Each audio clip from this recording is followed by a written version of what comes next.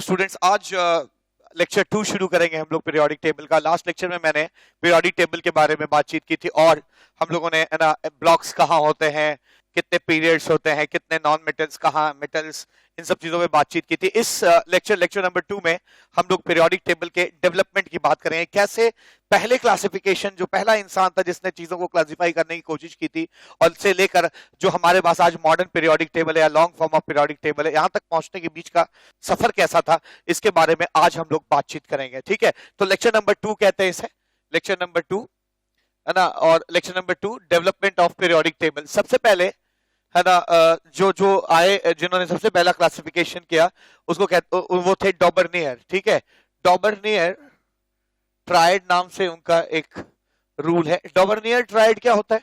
उन्होंने बताया कि अगर ऐसे 3 एलिमेंट्स मिलते हैं जिनमें पहले का एटॉमिक मास और तीसरे का एटॉमिक मास का अगर आप जो अर्थमेटिक मीन ले लें 39 + 7 डिवाइड बाई क्या 2 23, ये जिसका आएगा, अगर ये तीनों एलिमेंट्स को आप ले लेंगे, ऐसे 3 एलिमेंट्स लीजिए जिसमें पहले और तीसरे का जो अर्थमेटिक मीन है वो सेकंड वाला हो जाएगा। अगर ऐसे 3 लोग मिल जाते हैं आपको, तो आप बड़े आराम से कह सकते हैं कि इन तीनों की प्रॉपर्टीज क्या करेगी, मैच करेगी। ठीक है ना, तो ये डॉबर्नियर ट्रायड कहा गया इसको। दूसरी चीज क्या, दूसरी चीज 1862 में एक साइंटिस्ट आए, है ना, जिनका नाम था AEB डी चैन कॉर्टिस। ठीक है, फ्रेंच नाम है, हो सकता है एक आध अक्षर इधर उधर हो गए हो, है ना, डजंट मैटर। ठीक है ना, तो 1862 में AEB डी चैन कॉर्टिस नाम के एक साइंटिस्ट आए और उन्होंने क्या किया, उन्होंने एक सिलेंडर पर एलिमेंट्स को अरेंज करना शुरू किया और उनका अरेंजमेंट कुछ तरह था, लिथियम, बेरिलियम, मैग्नीशियम। ठीक है, lithium beryllium, sorry, lithium beryllium, boron, carbon, nitrogen, oxygen, फिर घूमते घूमते घूमते वो कहां आ गए, sodium, magnesium, aluminium, dot dot dot dot dot, फिर घूमते घूमते पोटेशियम, कैल्शियम, है ना, ऐसे ऐसे करके वो उन्होंने चीजें अरेंज की और कहा कि जैसे मैं एक सिलिंड्रिकल उस पे मैं पट्टियों में एलिमेंट्स को अरेंज करता हूं, एक जैसे एलिमेंट्स जो भी एलिमेंट्स एक दूसरे के नीचे आते हैं उनकी प्रॉपर्टीज क्या होती है, सेम होती है। ठीक है, ये AEB चान डी कॉर्टिस ने नोट किया था। ठीक है, तो ये भी एक तरह का क्लासिफिकेशन था जो इनिशियल था और बहुत ही रूडिमेंट्री क्लासिफिकेशन था। ठीक है, इसके बाद तीसरे साइंटिस्ट आए जिन्होंने एक रूल दिया, न्यूलैंड ऑक्टेव रूल। ठीक है, न्यूलैंड ऑक्टेव रूल उन्होंने नाम दिया अपने रूल को, और उन्होंने कहा कि हर 8वां एलिमेंट जब मैं अरेंज करता हूं, है ना, एटॉमिक मास के हिसाब से, तो उसकी प्रॉपर्टी पहले वाले से मैच करती है। यानी उन्होंने कहा कि अगर मैं ऐसे लिखता हूं, lithium, beryllium, boron, carbon, nitrogen, oxygen, fluorine. ठीक है, तो पहला, दूसरा, तीसरा, चौथा, पांचवा, छठा, 7वां। ठीक है, उन्होंने नोबल गैसेस को छोड़ दिया था। फिर 8वां जो है ना, वो सोडियम आता था, फिर sodium, magnesium, aluminium, silicon, phosphorus, sulphur, chlorine, फिर 8वां जो आता था क्या, पोटेशियम। तो 1 2 3 4 5 6 7 8th एलिमेंट का फर्स्ट से प्रॉपर्टी क्या करती थी, मैच करती थी। ठीक है, ऐसे ही 1 2 3 4 5 6 7 8th की मैच करती थी।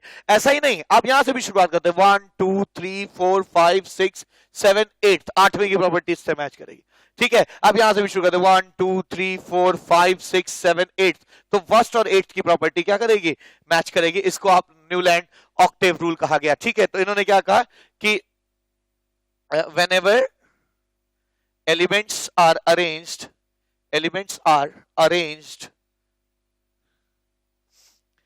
according to atomic mass, then every element matches with the 8th element in terms of chemical properties। ठीक है, तो केमिकल प्रॉपर्टीज के टर्म्स में हर 8वां आदमी, है ना, मैच करता था। ठीक है, जहां से भी आप शुरुआत करिए, है ना, आठवां आदमी जहां गिनते गिनते आठवें जगह जहां पहुंचेंगे उसकी प्रॉपर्टी पहले वाले से क्या करेगी, मैच कर जाएगी। ठीक है, तो ये तो शुरुआत की इनिशियल क्लासिफिकेशन थे, डोबर्नियर ट्रायड या है ना AEB चार्न डिकॉर्टिस ने किया, या न्यूलैंड ऑक्टेव रूल था। ठीक है, इसके बाद जो जो रूल आए है ना वो थे आपके ना लोथर मेयर कर्व था। हाँ, इससे पहले कि मैं इस न्यूलैंड ऑक्टेव रूल से आगे बढ़ूं, एक बात और है कि इस रूल को ये रूल फेल कहां हुआ। ये रूल फेल तब हो गया जब हेवियर एलिमेंट्स की तरफ हम गए तो ये रूल फॉलो नहीं होने लगा। समझ में आ रही बात? ठीक है, तो मैं कह सकता हूं ये फर्स्ट पॉइंट हो गया। सेकंड पॉइंट कह सकता हूं क्या कि है ना Newland octave rule, Newland octave rule valid was not valid, ठीक है, वैलिड फॉर हेवियर एलिमेंट्स। ठीक है, हेवियर एलिमेंट्स के लिए ये बिल्कुल भी काम सही से नहीं करता था। ठीक है, was not valid for heavier elements। ठीक है, didn't give good results for heavier elements। तो ये आपका क्लासिफिकेशन हो गया। चौथी बात क्या, आइए चौथी बात सीखते हैं, लोथर मेयर कर्व के बारे में जानने की कोशिश करते हैं। न्यूलैंड ऑक्टेव रूल के बाद चौथी चीज, जो चौथा क्लासिफिकेशन जो करने की कोशिश की गई थी वो था लोथर मेयर कर्व। ठीक है, मेयर कर्व, मेयर की स्पेलिंग मेरे ख्याल से MEYER है ना, लोथर मेयर कर्व हो जाएगा। तो लोथर मेयर कर्व था। लोथर मेयर कर्व बेसिकली था क्या, मैं बताता हूं आपको। ठीक है, ये एटॉमिक मास यानी A और एटॉमिक वॉल्यूम, ठीक है, एटॉमिक वॉल्यूम के बीच का ग्राफ था। ठीक है, ग्राफ था, और ये ग्राफ कैसा था, ये ग्राफ कुछ ऐसा नेचर शो करता था, ऐसा इसको प्लॉट किया गया तो ऐसा कर्व आता था।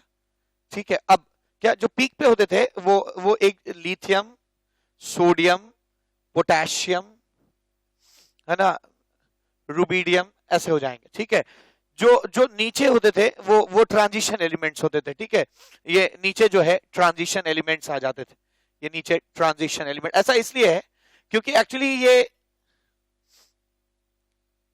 वॉल्यूम का ग्राफ है मास के साथ। ठीक है, और अल्कली मेटल्स की डेंसिटी बहुत कम होती है। ठीक है, तो इनका मास कम होने पे भी इनका वॉल्यूम क्या होता है, बहुत ज्यादा होता है। ठीक है, तो अक्सर ये इस कर्व के कहा पीक पे होते हैं, इनका वॉल्यूम एक्सेप्शनली हाई होता है, जबकि ट्रांजिशन एलिमेंट्स दुनिया के सबसे डेंसर एलिमेंट्स होते हैं। ठीक है, इसलिए इनका वॉल्यूम या रेडियस जो है वो क्या होगा, कम होगा, इसलिए लोथर मेयर कर्व के एकदम मिनिमा पे लाई करते हैं। ठीक है, अगर आप देखेंगे तो इसके नीचे जो एकदम लाई करेंगे, यहां से आप कह सकते हैं कि ये है ना स्कैंडियम हो जाएगा, ये क्या हो जाएगा है ना, स्कैंडियम, टाइटेनियम वगैरह इस तरह से हो जाएगा। ठीक है, अब क्या अगली चीज क्या, जब इस कर्व को आप असेंड करते हैं, ठीक है, तो आपको हेलोजेंस मिलते हैं, फ्लोरीन, क्लोरीन, ब्रोमीन, आयोडीन। और जब डिसेंड करते हैं तो आपको है ना एल्कलाइन अर्थ मेटल मिलते हैं, है ना, फॉर एग्जांपल जो है बेरिलियम, बोरॉन है ना, बेरिलियम, मैग्नीशियम, कैल्शियम, स्ट्रॉन्शियम, ऐसा कुछ मिलने लगता है। ठीक है, तो आप कह सकते हैं कि लोथर मेयर कर्व क्या कहता है कि एक जैसे पोजीशन पे जो लोग होते हैं उनकी प्रॉपर्टी क्या होती है, एक जैसी होगी। ठीक है, जो लोग पीक पे होंगे उनकी प्रॉपर्टी एक जैसी होगी, जो लोग है ना मिनिमा पे होंगे उनकी प्रॉपर्टी एक जैसी होगी, जो लोग कर्व के असेंडिंग ऑर्डर पे होंगे, असेंडिंग के समय पाए जाएंगे उनकी प्रॉपर्टी एक जैसी होगी, जो लोग डिसेंडिंग के समय पाए जाएंगे, ठीक है ना, डिसेंडिंग के समय पाए जाएंगे, उन सब की प्रॉपर्टी क्या होगी, एक जैसी होगी। तो मैं इन सारी प्रॉपर्टीज को आपके लिए लिख देता हूं क्योंकि जो लोग नोट्स बना रहे हैं उनके लिए उनको मदद मिल जाएगी। तो इनकी मेजर प्रॉपर्टीज क्या क्या थी, पहली चीज क्या, this curve is a plot between atomic volume and atomic mass. ठीक है, ये एक फर्स्ट पॉइंट हो गया। दूसरी बात क्या, दूसरी बात यह है कि elements with similar properties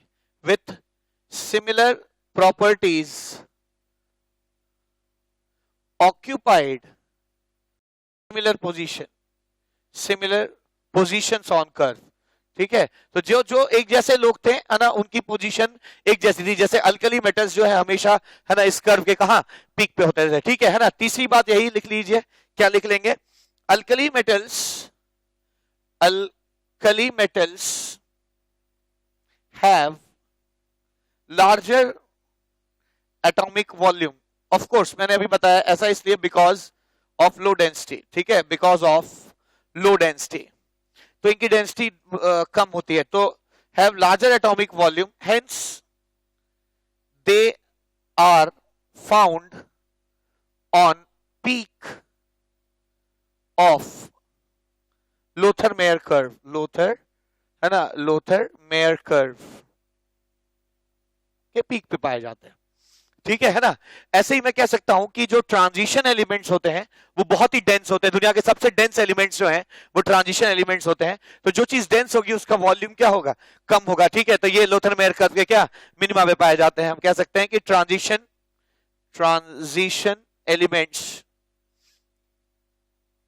were found eight minima of Lothar Meyer curve. Lothar Meyer curve, ठीक है ना, because they have very high density, because they have very high density. ठीक है, they have very high density. ठीक है, अगली चीज क्या है ना, इनकी बहुत हाई डेंसिटी होती है। पांचवी चीज जो असेंडिंग कर्व पे होते हैं ना, है ना, halogens were found at midpoint while at midpoint of uh, ascending portion of the curve, midpoint of ascending portion of curve, ascending portion of curve।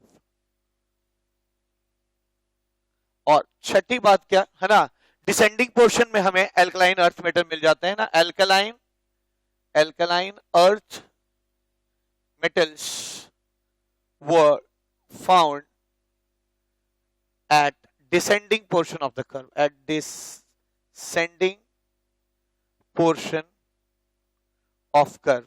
ठीक है, तो डिसेंडिंग पोर्शन में पाए गए। सातवीं बात इसके क्या, इस क्लासिफिकेशन की खास बात क्या थी कि जो भी एक जैसी पोजीशन पे पाए जाने वाले लोग थे उनकी प्रॉपर्टीज क्या थी, सिमिलर थी। ठीक है ना, द एलिमेंट्स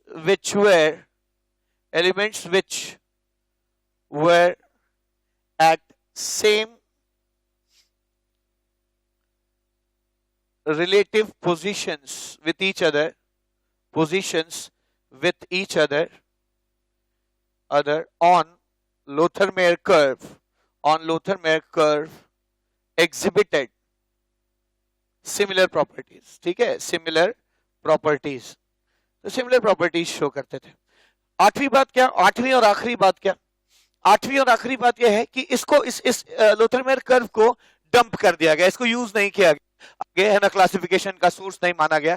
कारण ये था कि इसकी कोई प्रैक्टिकल यूटिलिटी नहीं थी। ठीक है, ठीक है, कुछ लोग कर्व पे एक जगह से पोजीशन पे पाए जाने वाले लोग सिमिलर प्रॉपर्टी शो करते थे, पर इस कर्व का कोई प्रैक्टिकल यूटिलिटी नहीं था। देखिए, पीरियोडिक टेबल का बहुत ही प्रैक्टिकल यूटिलिटी है, आप उसमें बहुत कुछ जज कर सकते हैं ना, metallic character, non metallic character, electronegativity, radius, तमाम चीजें, पर इसमें आप कुछ जज नहीं कर पाते थे, तो इसकी प्रैक्टिकल यूटिलिटी नहीं थी। ठीक है, तो आप आखिरी बात क्या लिख सकते हैं, Lothar-Meyer curve was Lothar-Meyer curve was है ना dumped because it lacked practical utility। इसकी कोई प्रैक्टिकल यूटिलिटी नहीं थी। ठीक है, इसके बाद जो पांचवा शख्स आया जिसने सही मायने में है ना पहली बार एलिमेंट्स को क्लासिफाई करने की कोशिश की, वो थे रशियन साइंटिस्ट मेंडलीफ। ठीक है, तो इसके बाद मेंडलीफ पीरियोडिक टेबल है ना जो है आया लोथर-मेयर कर्व के बाद। तो आइए उसके बारे में भी पढ़ने की कोशिश करते हैं। Mendeleev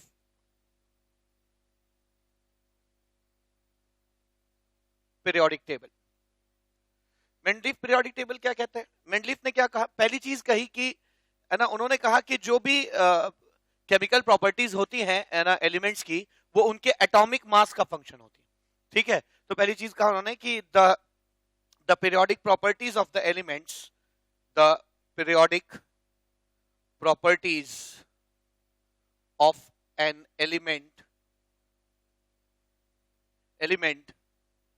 depends on its atomic mass, ठीक है। एक बात कहा। दूसरी बात, उनका पीरियोडिक टेबल था कैसा? उनका पीरियोडिक टेबल ऐसा था क्या? उनके पीरियोडिक टेबल में उन्होंने एकदम बिल्कुल स्क्वायर पीरियोडिक टेबल था, और उनके पीरियोडिक टेबल में 9 वर्टिकल कॉलम्स थे। 1 2 3 4 5 6 7 8 9, ठीक है। 3 3 6 7 8 9, 9 वर्टिकल कॉलम्स थे और 7 हॉरिजॉन्टल रोज थे, ठीक है। ऐसे 1 2 3 4 5 6 7, ठीक है ना, ऐसा था। उन्होंने सबसे पहले है ना जीरो ग्रुप रखा, जीरो, जिसमें है ना अच्छा हॉरिजॉन्टल 7 थे, 3 4 5 6 7, जीरो था जिसमें हीलियम है ना नियॉन वगैरह वगैरह को लोगों को रखा। उन्होंने ये सब केमिकल प्रॉपर्टीज के आधार पे की थी कि भाई जिस एलिमेंट का कोई कंपाउंड नहीं बनता उसको उन्होंने जीरो ग्रुप कहा था, ठीक है। जिनका ऑक्साइड ऐसे बनता होगा जैसे लिथियम हो गया या सोडियम हो गया, उनको उन्होंने इसमें रखा। इवन कुछ ऐसे भी ऑक्साइड्स होंगे है ना जो जो इस कैटेगरी में अगर फॉल करते हैं और ट्रांजिशन मेटल्स के हैं, तो उनको भी उन्होंने इसी में रखा था, ठीक है। तो ये जो फर्स्ट हो गया, सेकंड ग्रुप हो गया, third, fourth, fifth group, sixth group, seventh group और एट्थ ग्रुप का रखा, ठीक है। यहाँ पे उन्होंने उनको रखा जिनका ऑक्साइड ऐसे बनता, जैसे है ना बेरिलियम हो गया या मैग्नीशियम हो गया, उन लोगों को यहाँ रखा गया, ठीक है ना। यहाँ पे बोरॉन, ऐसे लोगों को रखा गया जिनका ऑक्साइड जो है R2O3 टाइप होता था, ठीक है ना, R2O3 टाइप होता था। जिन लोगों का ऐसा हो जाता था RO2 टाइप्स हो जाता था, उनको उन्होंने फोर्थ पे रखा, ठीक है ना। और इस बल्कि इन 4 लोगों के बीच में वो हर तरह के ऑक्साइड्स एक्सेप्ट कर लेते थे, है ना। जैसे अगर आपको R2O7 मिल रहा है तब भी वो इसी में रखते थे, ठीक है ना। तो उन्होंने इस तरह से चीजों को अरेंज किया, और यहाँ पर ऐसे लोगों को अरेंज किया जिनका है ना RO4 हो जाता है, जैसे ऑस्मियम हो गया, ऑस्मियम ऑक्साइड हो गया, OSO4 टाइप कंपाउंड्स जो होते हैं वो जहां पाए जाते हैं वो इनको इसमें रखा गया। मेनली इसमें ट्रांजिशन या हैवियर एलिमेंट्स थे, ठीक है। इनमें हैवियर एलिमेंट्स मौजूद थे उनके पीरियोडिक टेबल में, ठीक है। तो इस तरह से उन्होंने क्लासिफिकेशन किया, और ये मेंडलीफ का एक मोटा मोटा पीरियोडिक टेबल है, ठीक है। तो दूसरा पॉइंट क्या लिख सकते हो, मेंडलीफ के पीरियोडिक टेबल में है ना कितने वर्टिकल कॉलम्स थे, है ना। In Mendeleev's periodic table there were 9 vertical columns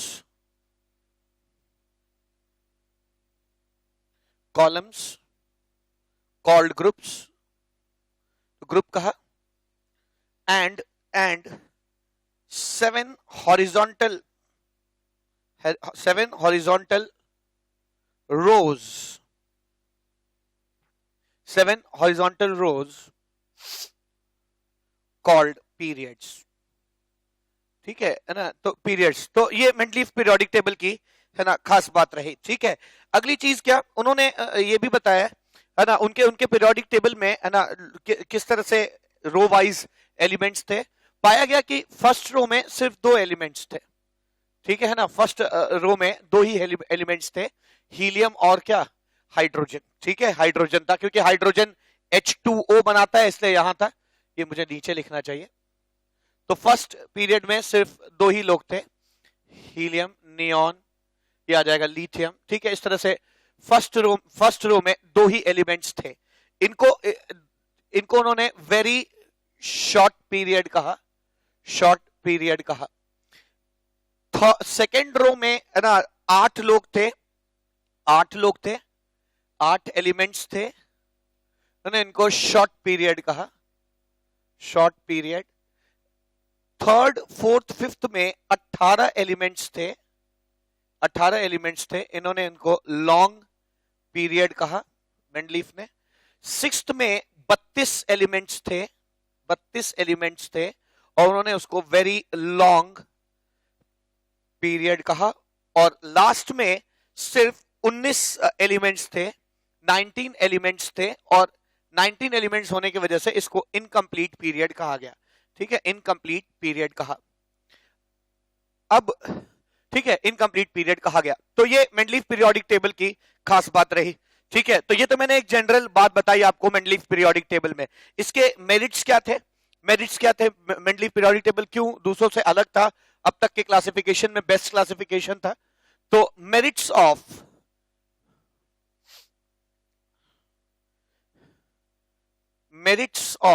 Mendeleev periodic table. पहला मेरिट क्या था? ये पहली बार किसी इंसान ने एक सिस्टमैटिक अरेंजमेंट किया था जिसमें, है ना, सारे अल्कली मेटल्स एक जगह हैं, सारे हैलोजेंस एक जगह है। ठीक है ना, इस तरह से उन्होंने एक सिस्टमैटिक अरेंजमेंट था। तो लिख सकता हूं मैं कि Mendeleev periodic table was first systematic arrangement of elements। और दूसरी खास बात क्या थी? जैसे इन्होंने देखा ना कि एल्यूमिनियम, जैसे यहां पे है ना लिथियम, मैग्नीशियम, बेरिलियम, बोरॉन के नीचे एल्यूमिनियम के नीचे कोई जगह खाली, कोई एलिमेंट मिल नहीं रहा था। ठीक है ना, तो उन्होंने उसको उस जगह को खाली छोड़ दिया और इस जगह को कहा इक्का एल्यूमिनियम, मींस, है ना, इस जगह को खाली छोड़ दिया और प्रिडिक्ट किया कि यहाँ पे एल्यूमिनियम की प्रॉपर्टी जैसा शो करने वाला कोई ना कोई एलिमेंट भविष्य में खोजा जाएगा। यहाँ पे कार्बन था, है ना, सिलिकॉन था, तो ये जगह भी खाली थी, तो इसको उन्होंने इक्का सिलिकॉन कह दिया। बाद में पता चला कि इक्का एल्यूमिनियम जो है वो गैलियम के रूप में बाद में खोजा गया। ठीक है, और इक्का सिलिकॉन को भी खोजा गया, क्या हो जाएगा वो? जर्मेनियम। ठीक है, तो दूसरी खास बात क्या थी इनके पीरियोडिक टेबल की खास बात, मेरिट क्या था? कि Mendeleev periodic table predicted the missing elements in periodic table successfully. For example, he predicted क्या predict किया था उन्होंने? He predicted Eka aluminium which was later found to be what? Gallium. ठीक है ना? He also predicted, है ना, Eka silicon which was further found to be what? Germanium. ठीक है, जर्मेनियम जो भी है। ठीक है ना, तो ये इनके पीरियोडिक टेबल की खास बात थी। इनके पीरियोडिक टेबल की कुछ डिमेरिट्स भी थी। ठीक है, जिसकी वजह से इसको, है ना, हटाकर और एक नए मॉडर्न पीरियोडिक टेबल की तलाश में लोग लगे। ठीक है, इनके पीरियोडिक टेबल की क्या डिमेरिट्स थी? तो आइए पढ़ते हैं। Demerits of Mendeleev's periodic table. Mendeleev's periodic table की सबसे बड़ी डिमेरिट क्या थी? कि इसमें हाइड्रोजन का पोजीशन जो है ना, वो सही से लोगों को नहीं पता था, क्योंकि हाइड्रोजन जो है वो कई बार ग्रुप 7 के जैसे लोगों से भी काफी इसकी प्रॉपर्टीज मैच करती थी। फ्लोरीन, क्लोरीन, ब्रोमीन, आयोडीन वगैरह से भी मैच करती थी, क्योंकि इनमें एक इलेक्ट्रॉन कम होता है इनके ऑक्टेट से। तो इसमें भी, हाइड्रोजन में भी एक इलेक्ट्रॉन कम था उसके क्या डुएट से। ठीक है, लेकिन ये कहीं ना कहीं वैलेंस शेल में 2s1, तो ये 1s1, s में एक इलेक्ट्रॉन का होना ये दिखाता था कि ये बहुत हद तक अल्कली मेटल से भी क्या करता है? मैच करता है। तो इसकी कुछ प्रॉपर्टीज अल्कली मेटल से मैच करती थी और कुछ, जैसे ये गैस है तो ये इससे भी मैच करती है। इसमें मैक्सिमम गैसेस होते हैं, जबकि अल्कली मेटल्स क्या होते हैं? सॉलिड होते हैं। तो इसका गैस होना ये बताता है कि ग्रुप 7 से मैच करता है। लेकिन इसके कई सारी ऐसे ऑक्साइड्स थे जो बिल्कुल अल्कली मेटल जैसे ही बनते हैं, जो शो करता है क्या कि ये अल्कली मेटल्स वाले ग्रुप का मेंबर है। तो कहीं ना कहीं हाइड्रोजन की जो पोजीशन थी उसके लिए मेंडलीफ श्योर नहीं थे। ठीक है, तो पहली चीज क्या हो जाएगी? फर्स्ट चीज थी the position of hydrogen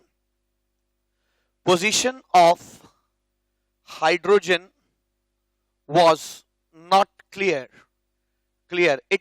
Its properties matched with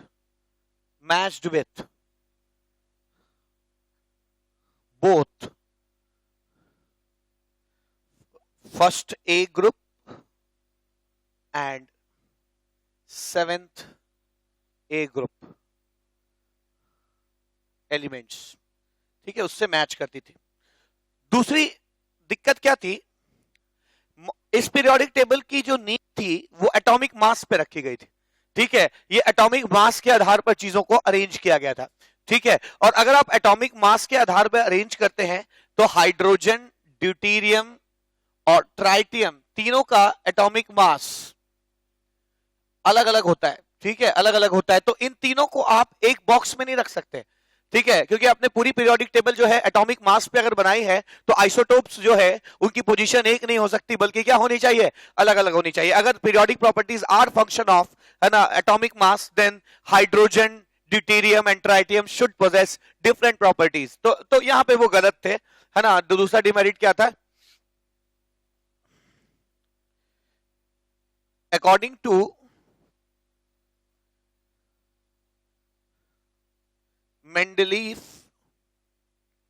Mendeleev's periodic law, isotopes should occupy different positions, ठीक है, occupy different position,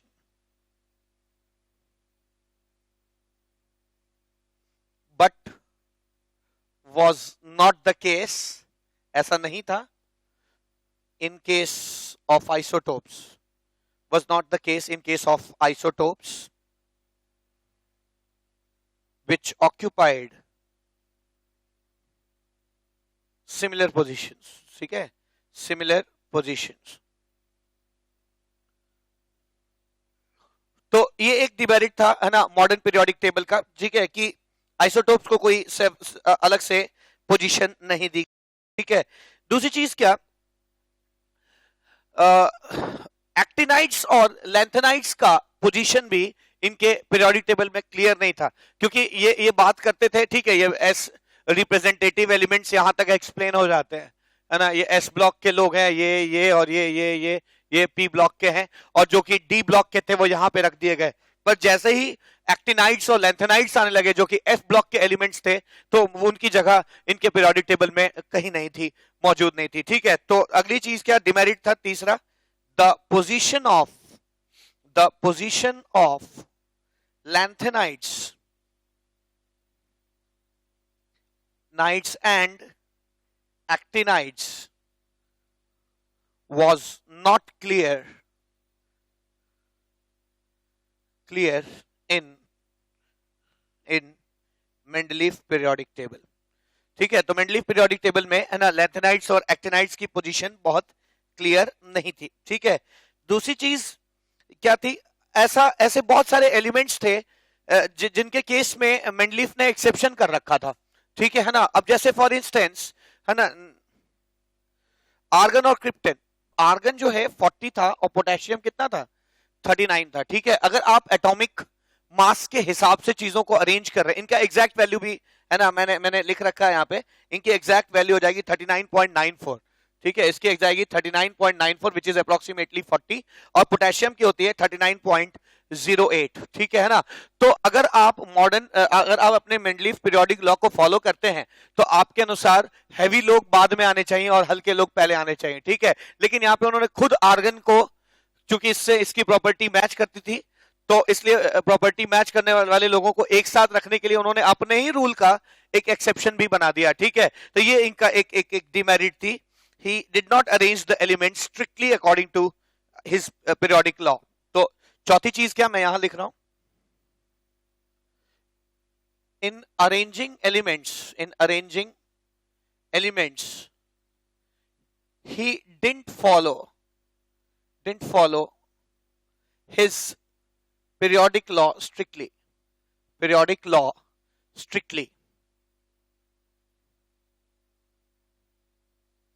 and kept argon 39.94 which is heavier, है ना, which is heavier before potassium, before potassium 39.08 in periodic table. तो ये एक बहुत जबरदस्त demerit था, है ना, इनके पीरियोडिक टेबल का। और आखिरी जो इनसे गलती हुई, कि गलती नहीं हुई, है ना, एक गलती तो ये थी, ठीक है, आइसोटोप्स की भी पोजीशन फिक्स नहीं थी, हेवियर लोगों को पहले रख देते थे, लाइटर लोगों को बाद में रख देते थे, प्लस ये अरेंजमेंट भी उतना कोई खास नहीं था, क्योंकि बहुत सारी पीरियोडिक प्रॉपर्टीज को एक्सप्लेन नहीं कर पाता था, ठीक है ना। तो आखिरी डिमेरिट क्या हो जाएगा, Mendeleev was unable to predict the reason for cause for periodicity, ठीक है। तो एक चीज और है मैं यहां बताना चाहता हूं, ठीक है, ये पीरियोडिसिटी थोड़ी बहुत एक्सप्लेन भी करता होगा, लेकिन प्रॉब्लम ये थी कि अगर मेंडलीफ से पूछा जाता था कि ठीक है आपने इसको अरेंज कर दिया, पर वजह क्या है, why, what is the reason कि कुछ देर बाद थोड़ी देर बाद जो है प्रॉपर्टीज आपस में क्या कर रही हैं, बार बार क्या कर रही हैं, रिपीट कर रही हैं, आखिर वजह क्या है, ठीक है। Why after some times the property of sodium matches with lithium, after some times, है ना, एक एलिमेंट मिलता है पोटेशियम, उसकी प्रॉपर्टी क्या करती है, सोडियम से मैच करती है। तो इनके पीरियोडिक टेबल की जो आखिरी डिमेरिट थी वो क्या थी, कि ही was unable to provide the correct reason why chemical properties were periodic in nature. Chemical properties were periodic in nature. ठीक है, तो ये चीज भी वो प्रिडिक्ट नहीं कर पाए, ठीक है। तो आइए अब देखते हैं लास्ट जो डेवलपमेंट करते करते, आपको याद होगा हम लोगों ने किन किन चीजों पे बात की, पहले हम लोगों ने डॉबर्नियर ट्रायड पे बात किया, फिर हम लोगों ने जॉन डिकॉर्टिस के एक सिलेंडर के ऊपर बातचीत की, फिर हम लोगों ने लोथरमेयर कर्व पे बातचीत की, फिर उसके बाद हम लोगों ने मेंडलीफ पीरियोडिक टेबल पे भी, है ना, बातचीत की है, ठीक है। अब लास्ट में, है ना, जो मॉडर्न पीरियोडिक टेबल आया उसकी नींव रखी मोसले के एक एक्सपेरिमेंट ने। आइए जानते हैं उसके बारे में। Modern periodic table, modern periodic table या मोसलेज पीरियोडिक टेबल, पीरियोडिक टेबल क्या है समझा जाए इसको, ठीक है। 1905 में, है ना, ये थ्योरी आई, आइंस्टीन, एल्बर्ट आइंस्टीन ने दी, उसके इसको नोबेल प्राइज मिला, कि अगर आप किसी भी, है ना, इलेक्ट्रोमैग्नेटिक रेडिएशन को, ठीक है, अगर आप किसी भी इलेक्ट्रोमैग्नेटिक रेडिएशन को जो है किसी मेटल सरफेस पे हिट करते हैं तो उसमें से एक इलेक्ट्रॉन निकलेगा, इसको फोटो इलेक्ट्रॉन कहा गया, ठीक है, इसको फोटो इलेक्ट्रॉन कहा गया। ये 1905 में ये थ्योरी जो है फोटो इलेक्ट्रिक इफेक्ट की थ्योरी आई थी, जो कि एल्बर्ट आइंस्टाइन ने दी थी। मोसले ने कहा अगर ऐसा हो सकता है कि एक वेव गिरती है और इलेक्ट्रॉन निकल जाता है, तो उल्टा भी होना चाहिए। अगर हम किसी मेटल को एक वेव से, एक इलेक्ट्रॉन की बीम से हिट करें, अगर हम एक इलेक्ट्रॉन बीम से किसी मेटल को हिट करें तो रेज निकलनी चाहिए, ठीक है।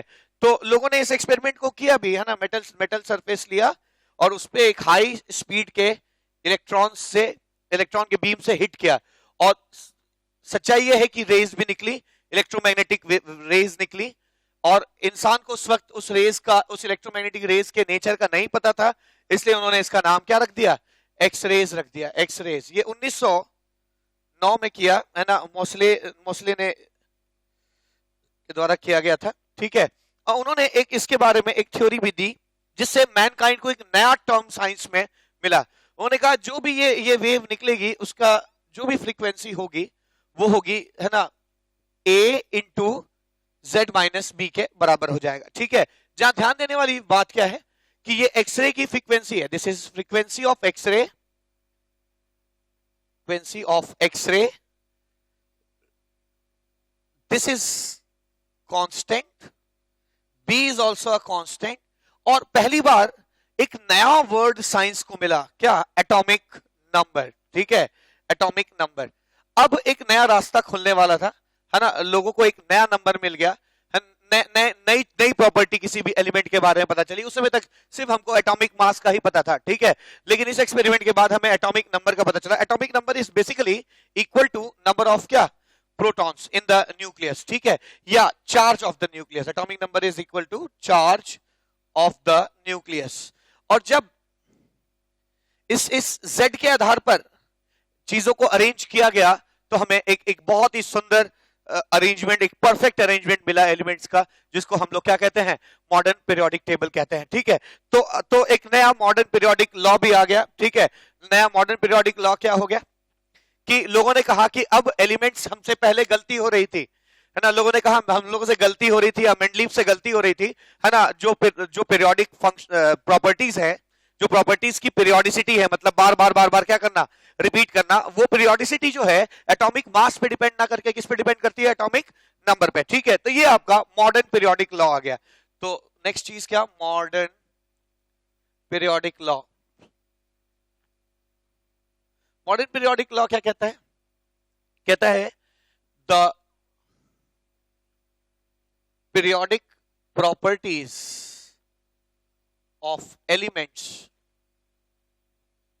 are, yeah, the properties of element कहिए, है ना, not periodic, the properties of elements are periodic functions, are periodic function of atomic number of elements, periodic function of atomic number of elements, ठीक है। ये मॉडर्न पीरियोडिक लॉ आ गया, ठीक है। अब जो बात डिमेरिट थी मेंडलीफ के पीरियोडिक टेबल में, क्या कि मेंडलीफ के पास इस चीज का आंसर नहीं था कि क्या वजह है कि कुछ प्रॉपर्टीज जो है पीरियोडिकली बार बार चीजें क्या करती है, रिपीट करती है। उसका जवाब इस मॉडर्न पीरियोडिक लॉ से मिल जाता है। कैसे, ध्यान दीजिएगा, किसी Z जो होता है वो नंबर ऑफ प्रोटॉन होता है, और नंबर ऑफ प्रोटॉन जो है is equal to number of electron, क्योंकि एटम जो है इलेक्ट्रिकली क्या रहता है, न्यूट्रल रहता है, और इलेक्ट्रॉन्स जो हैं वो पीरियोडिकली अपने कॉन्फ़िगरेशन को क्या करते हैं, रिपीट करते हैं। जैसे क्या 1s2, फिर 2s2, फिर से रिपीट हो गया 2, फिर से रिपीट हुआ क्या 3s2, दिख रहा है आपको 3s2, फिर 3p6, अब ये वाला कॉन्फ़िगरेशन रिपीट हुआ, फिर 3d10, फिर क्या है ना, या 4s2, फिर 3d10। तो आप देख रहे हैं कि बार बार s में इलेक्ट्रॉन भरे जा रहे हैं पीरियोडिकली, थोड़ी देर के बाद, है ना, हम s में इलेक्ट्रॉन भर रहे हैं। अब जिनके s में इलेक्ट्रॉन होंगे, अगर s1 होगा, 1s1, 3s1, 2s1 और 4s1 की प्रॉपर्टीज क्या करने लगेंगी, मैच करने लगेंगी। बात समझ में आ रही है, ठीक है। तो लोगों को इस चीज का रीजन पता चल गया कि पीरियोडिसिटी का क्या रीजन है, रीजन ऑफ पीरियोडिसिटी, यहां लिख सकता हूं मैं, रीजन ऑफ पीरियोडिसिटी मिला। क्या रीजन था, एटॉमिक नंबर आर बेसिकली, है ना, since atom is neutral, hence number of proton is equal to number of क्या, electron, since atom is neutral, so Z is proton and proton is equal to number of क्या, electrons, ठीक है। and the configuration of filling an electron in an atom, the configurations of electron या configuration, not configuration, configuration, ठीक है। Since किसी भी atom में, neutral atom में प्रोटॉन जितने होते हैं उतने ही इलेक्ट्रॉन होते हैं, और उनका कॉन्फ़िगरेशन जो है बार बार क्या करता है, रिपीट करता है, तो उन पे बेस्ड प्रॉपर्टीज जो है, देखिए एक चीज तो बहुत क्लियर रही है कि सारी केमिस्ट्री इलेक्ट्रॉन्स की संख्या पर डिपेंड करती है, ठीक है। सारी प्रॉपर्टीज इलेक्ट्रॉन की संख्या पर डिपेंड करती है। अल्कली मेटल्स में एक इलेक्ट्रॉन वैलेंस शेल में होता है, उनकी प्रॉपर्टी बिल्कुल अलग होती है ना। अल्कलाइन अर्थ मेटल में 2 होते हैं, उनकी प्रॉपर्टी बिल्कुल अलग होती है। तो एक तो प्रॉपर्टीज डिपेंड कर रही है इलेक्ट्रॉन पे, और इलेक्ट्रॉन का कॉन्फ़िगरेशन क्या होता है, पीरियोडिक होता है, इसलिए है ना हम कह सकते हैं कि है ना प्रॉपर्टीज जो है क्या होती हैं, पीरियोडिक होती है। इसको मैं थोड़ा और ढंग से लिख सकता हूं, बल्कि ठीक है, क्या लिख सकता हूं, रीजन लिख सकता हूं मैं। रीजन क्या है, since property of element depends on number of electrons,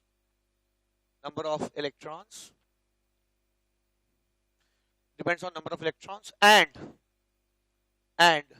Z is equals to number of proton is equals to number of electron, because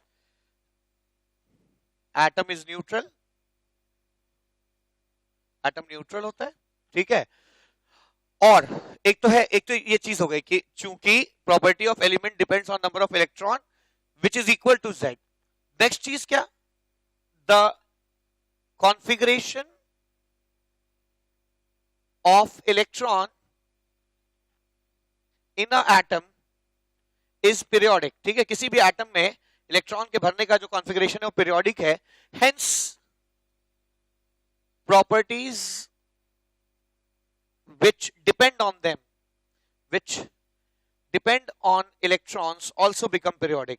Electrons also become periodic. तो पहली बार हमको जो है ना, पीरियोडिसिटी क्यों होती है केमिकल प्रॉपर्टीज में, इसका जवाब मिल गया, ठीक है। तो आज हम लोगों ने इस लेक्चर में मॉडर्न पीरियोडिक टेबल के डेवलपमेंट तक की बात की।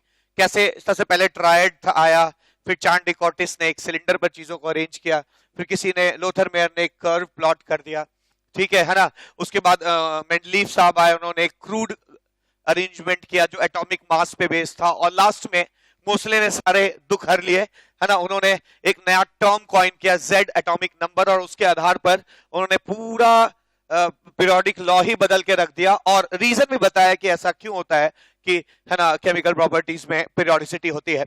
माय डियर स्टूडेंट्स, आज इस लेक्चर में मैं बस इतना ही बातचीत करना चाहता हूं। मिलेंगे अगले लेक्चर में, तो हम लोग पीरियोडिक प्रॉपर्टीज की बात करेंगे कि आयनाइजेशन एनर्जी, है ना, सॉरी, अगले लेक्चर में हम मिलेंगे तो हम पीरियोडिक प्रॉपर्टीज की बात नहीं करेंगे, लेक्चर 4 में करेंगे वो। लेक्चर 3 में हम लोग जिस चीज पे बात करेंगे वो है कि जो हमारा मॉडर्न पीरियोडिक टेबल है उसके ग्रुप्स और पीरियड्स की स्टडी करेंगे, ठीक है। तो जहां आज हमने छोड़ा है, कहां पे, मॉडर्न पीरियोडिक टेबल और मॉडर्न पीरियोडिक लॉ पे छोड़ा है, इसके आगे फर्दर स्टडी शुरू करेंगे। क्योंकि हमारी सारी चीजें जो है इलेक्ट्रॉनिक कॉन्फ़िगरेशन पे डिपेंड करती हैं, तो लेक्चर 3 की शुरुआत में हम लोग इलेक्ट्रॉनिक कॉन्फ़िगरेशन सीखेंगे, और उन इलेक्ट्रॉनिक कॉन्फ़िगरेशन का पीरियड्स पे और ग्रुप्स पर क्या असर होता है ये भी देखने की कोशिश करेंगे। मिलते हैं अगले लेक्चर में, लेक्चर नंबर 3 में। तब तक के लिए थैंक यू सो मच।